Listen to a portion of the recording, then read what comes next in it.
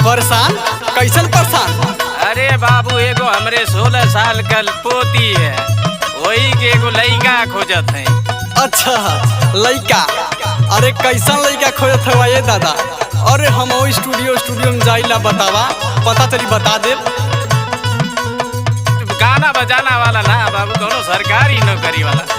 सरकारी नौकरी का करे लइकिया हो दादा? अरे बाबू 5 ले तो पढ़ौले हैं, बड़ी हिम्मत जुटाए के बाबू साहब का खेतवा ही का। 5 ले पढ़ा के सरकारी नौकरी दादा है? सुना, मऊ में खोजला, बलिया में खोजला, खोजला तू मोतिहारी में।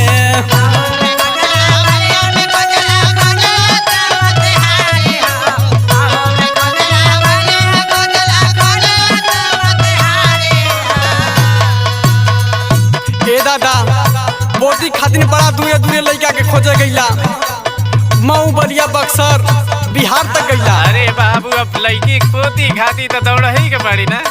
सुना, मऊ में खोजला, बलिया में खोजला, खोजला तू मोतिहारी हो। लड़की तोहार घरे पकड़ी चरावे चाही दामाद सरकारी हो।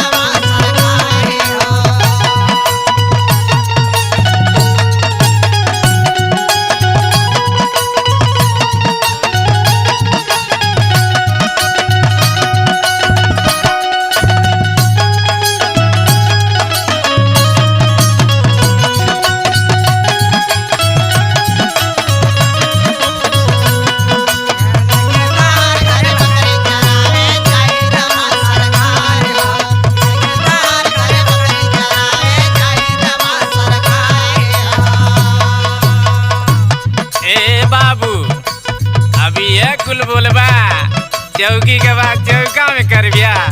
ए दादा तोहके ना लगत था लड़की 5 ले पढ़ा के आ सरकारी दामाद खोजत होगा? आजकल के मॉडल जमाने में ए दादा है। सुना, करल चाहेला VIP मैरिज हो।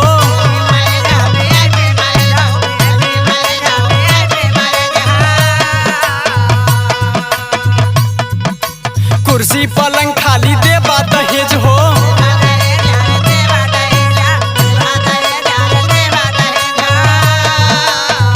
ए दादा कौने जमाने में जियत हुआ हो? लड़की 5 ले पढ़ा के सरकारी दामाद बिजनेसमैन खोजत हुआ। ई सोचा सरकारी दामाद खातिर बड़ रुपया चाहिए दादा। बोलोरो, स्कॉर्पियो, आजकल तो सब अरे स्विफ्ट डिजायर लेते हैं दादा। आज के जमाने में VIP सोफा, VIP कार, VIP गाड़ी, VIP व्यवस्था। और आगे सुना, लालच धरा के फिर फुसलई बा देवे के तू वाला माहरी हो।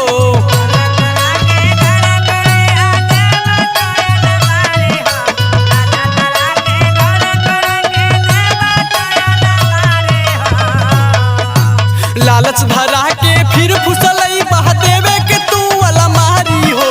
लड़की तोहार घरे पकड़ी चरावे चाही दामाद सरकारी हो।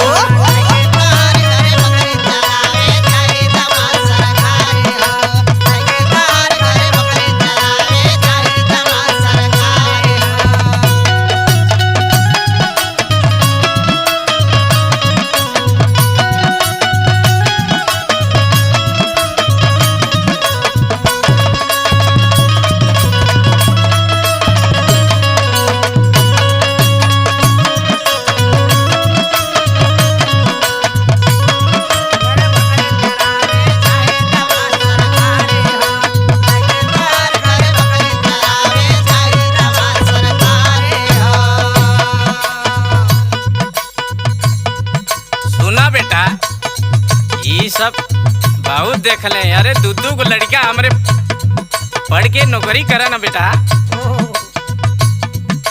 ए दादा तोहार औकात हम जानीला, ढेर बढ़ के मत बोला। भाई सुना, खाजा बतापा देबा ढूढ़ी पाहुर हो।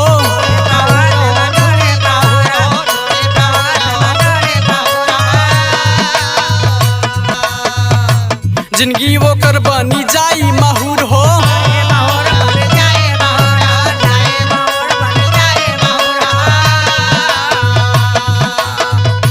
ए दादा बोला बाबू। तोहरे लड़की के कौने ढोंगे गुण नहीं खेबा। सरकारी लड़का से अगर शादी हो जाई तो ओकर तक कर्म में फूट जाई। हाय सुना, खाजा बतापा देबा ढूंढी पाहुर हो। जिंदगी वो कर बनी जाई माहूर हो। संजय बेदर्दी मेहरी के आगे जाई दर सवाहारी हो।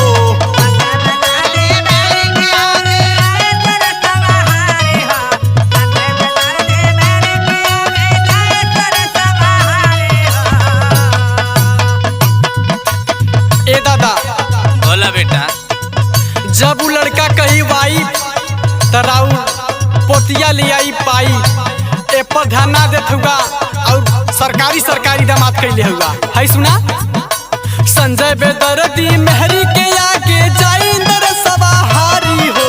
लड़की तोहार घरे पकड़ी चरावे